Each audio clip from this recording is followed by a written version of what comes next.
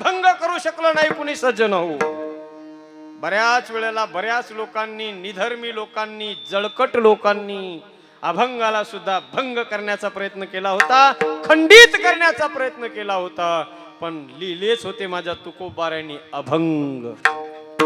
अभंग या शब्दाचा अर्थ ज्याला कधीच नाही होऊ शकत, ज्याचा भंग, त्याचं नाव आहे अभंग. भगवत स्वरूपाकार तुकोबाराय झाले. काहीही प्राप्त होत या जगात, देवाची होईल म्हणती ते होती, तरी का चित्ती न धरावे. तुम्ही आम्ही जर ठरवलं ना सज्जन हो देव व्हायचं, माझे तुकोबाराय दाखवून दिलंय माझ्या संतांनी.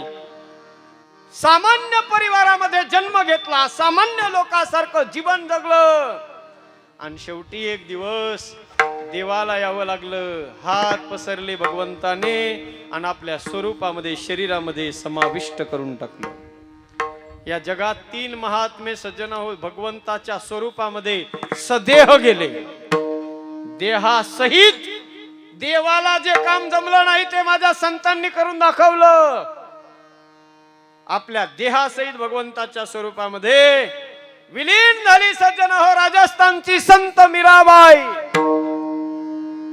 आपल्या देहासहित भगवत स्वरूपामध्ये विलीन झाले पश्चिम बंगालचे चैतन्य महाप्रभू.